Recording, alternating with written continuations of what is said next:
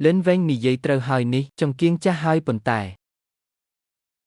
Vì thưa pi đề rạch mèn tế. Trong pu đầm lại veng vì nâng mình pu bần mạn tê. Tới cho con pro, ta miênប្រយោជន៍អ្វីបើមានរបស់ចាស់ទុកចោលវាអាចមានតម្លៃឬគ្មានតម្លៃលើកនេះខ្ញុំឈ្នះហើយចាំបន្តិចសិនខ្ញុំចង់អ្វីដែលវេមិនឡាមនិយាយតើតម្លៃជាអ្វីមូលហេតុដែលខ្ញុំនិយាយថាវាគ្មានតម្លៃហ្វៃពីព្រោះវាត្រូវបានខ្ចីដោយការឆ្លាក់រន្ធមួយនៅលើជញ្ជាំងធូលីខាងក្នុងនៅក្នុងពន្លឺតើអ្នកគិតថាយើងទាំងអស់គ្នាល្ងងមែនទេខ្ញុំក៏បាននិយាយថាវានៅជាប់នឹងផ្ទះរបស់យើងចំគៀងដីអត់ដែលធ្វើដោយមនុស្សល្ងងម្នាក់ខ្ញុំជឿគាត់ហើយខ្ញុំក៏ជឿលើបងប្រុសហ្វេងដែរនោះហើយជាអ្វីដែលខ្ញុំបាននិយាយលីងហ្វេង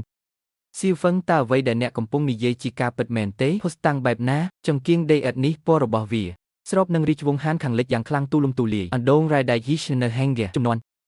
អ្នកអាចមើលនៅចំកណ្ដាលនៃបន្ទះពន្លឺរបស់វាតើវាមានតួអក្សរនៅក្នុងអក្សរស្មីនដែរឬទេមែនហើយពិតជាមានមែនការសរសេរដោយដៃដ៏រឹងមាំនេះមិនទាន់ហត្ថលេខារបស់សិប្បករណាមួយនេះច្បាស់ណាស់វាជាកំហុសរបស់អ្នកប្រើប្រាស់សម្រាប់ជាប្រយោជន៍នៃអត្ថន័យពិតឬកំណត់ត្រាវាត្រូវបានឆ្លាក់សម្រាប់គោលបំណងដែលបានគ្រោងទុកអូ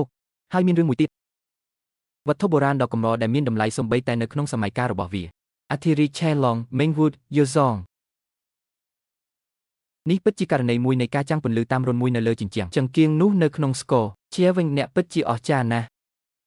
់បើអ្នកនិយាយដូច្នេះចូលឲ្យវាទៅជាដូច្នោះចុះនេះក៏អាចជាវាคล้ายវាសាមញ្ញណាស់គ្រាន់តែយកវាទៅនិយោឋានបេតិកភណ្ឌវប្បធម៌ការិយាល័យអាចធ្វើការសាកល្បងបានតែប៉ុណ្ណោះ Raymond Lam និយាយត្រូវខ្ញុំធ្លាប់វាត្រូវបានសាកល្បងហើយពួកគេទាំងអស់គ្នាបានខុបខិតគ្នាដើម្បីបោកប្រាស់ខ្ញុំចៅហ្វាយចៅអ្នកគឺជាអ្នកដែលបានណែនាំល្បែងខ្លាញ់លេងអូយសម្លាញ់ឲ្យតើអ្នកអាចខ្លាចជាមនុស្សចាញ់ដ៏ឈឺចាប់បែបនេះដោយកំតបនៅច្រកទ្វារវាបាត់ទៅហើយប្រញាប់ជិះតាក់ស៊ីទៅផ្ទះទៅប៉ាក្មួយប្រុសចៅថ្ងៃនេះមានមនុស្សខ្លះនៅផ្ទះភ្ញៀវកិត្តិយសរាជវង្សមិនមែនជាចៅទេដូច្នេះវាត្រូវបានដឹកជញ្ជូនចៅនាពេលអនាគតនៅក្នុងពិភពបុរាណខ្ញុំនឹងនឹកអ្នកនៅពេលដែលខ្ញុំមិនអាចមើលឃើញអ្នកខ្ញុំនឹកអ្នកគ្រាន់តែរងចាំលេហើយ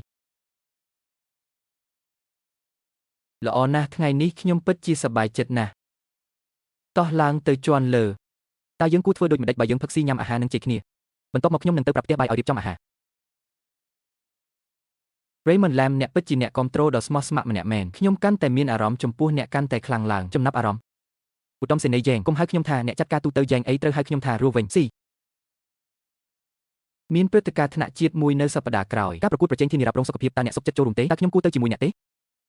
ការប្រកួតប្រជែងធានារ៉ាប់រងសុខភាពកម្រិតជាតិយើងគួរតែទៅមើលដោយខ្លួនឯងកុំបដិសេធខ្ញុំល្អណាស់លើកនេះខ្ញុំមិនច្រឡំទេរស់សេធានារ៉ាប់រងសុខភាព J3 នេះតើការប្រកួតប្រជែងមានន័យដូចម្តេចកាលពីប៉ុន្មានថ្ងៃមុននាយកក្រុមហ៊ុន Yuzheng ប្រធានាធិបតីដែលកាន់តំណែងយូរមកហើយរូបនេះបានប្រកាសលាលែងពីតំណែងដូច្នេះដើម្បីស្វែងរកអ្នកដែលមានសមត្ថភាពធានារ៉ាប់រងសុខភាពនិងជាអ្នកស្នងតំណែងដែលមានគំនិតអាជីវកម្មមានតែពេលនោះទេដែលព្រឹត្តិការណ៍ទ្រង់ទ្រីធំនេះបានកើតឡើងពូជសាសអ្នកចង់ឲ្យខ្ញុំតំណាងឲ្យគ្រួសារ Yang មែនទេក្នុងនាមជាអ្នកជំនាញថែទាំសុខភាពរបស់អ្នកជួយខ្ញុំយកកំណត់ត្បូងពេជ្របានទេអ្វីអ្នកចង់បដិសេធខ្ញុំមែនទេអូនេះមិនមែនជាក្រុម Yang ទេតើនេះជាឧត្តមសេនីយ៍ Yang មែនទេជីនឡុងនាំអ្នកមកទីនេះធ្វើអីហេតុអ្វីខ្ញុំមិនអាចមកបានគ្រួសារជីនរបស់យើងបានអញ្ជើញអ្នកជំនាញធានារ៉ាប់រងសុខភាពលោកម្ចាស់ខិនឡុងអ្នកត្រូវតែដាក់ដេញថ្លៃត្បូងធ្ងន់នោះផ្ទះដេញថ្លៃបានទទួលការប្រម៉ូយន share របស់យើងក្រុមជីនឡុងគុំសប្បាយចិត្តពេកអីអរុនសួស្ដីខ្ញុំកំពុងស្វែងរកផ្នែកធានារ៉ាប់រងសុខភាពលោកគ្រូក៏មានសមត្ថភាពខ្ពស់ដែរគ្រួសារជាងពិតជាគ្មានអ្នកណានៅសល់ទេពួកគេហ៊ាននាំម្ដាយឬឆ្កែប្រភេទណាក៏បាននៅក្នុងឧស្សាហកម្មធានារ៉ាប់រងសុខភាពដូចជា Yuzheng មួយក្នុងចំណោមកន្លែងកំពូលលោកលីនអ្នកបានមកដល់ហើយលោកលីនពីមុនអ្នកធ្លាប់បានប្រកល់ភារកិច្ចនេះមកឲ្យយើងការដេញថ្លៃរបស់ Trend Western នៃរាជវង្សមីងប្រអប់អំណោយធ្វើពីស្បែកត្រូវបានលក់ក្នុងតម្លៃ$300លានឲ្យប្រាក់អាប់នឹងលុយអ្នកពេលក្រោយខ្ញុំនឹងប្រកល់វាទៅអ្នកផ្ទាល់នៅពេលក្រោយទៅល្អអ្វីអ្នកនិយាយថាក្មេងកំសត់និងកំណាញ់ម្នាក់នេះមានអ្វីមួយ West ត្រូវបានដេញថ្លៃឲ្យអ្នក3ដង$100លានត្រូវហើយលោកលីនគឺជាម្នាក់ក្នុងចំណោមយូសាងរបស់យើងអ្នកកាន់កាត Supreme Web Black បុគ្គលនោះពាក្យសម្ដីរបស់លោកលីនមានទម្ងន់តិចតួចណាស់មិនអីទេខ្ញុំមិនទាន់បានណែនាំខ្លួននៅឡើយទេខ្ញុំឈ្មោះលីនហ្វេងខ្ញុំស្គាល់អ្នកថ្មីនេះអ្នកទើបតែនៅកន្លែងណាមួយបុរសម្នាក់ដែលកំពុងរើសសម្រាមនៅក្នុងតំបន់វិឡាភ្នែកខ្ញុំឥឡូវបានធូរស្រាលហើយខ្ញុំមិនស្គាល់វាផងចេញមកទីនេះ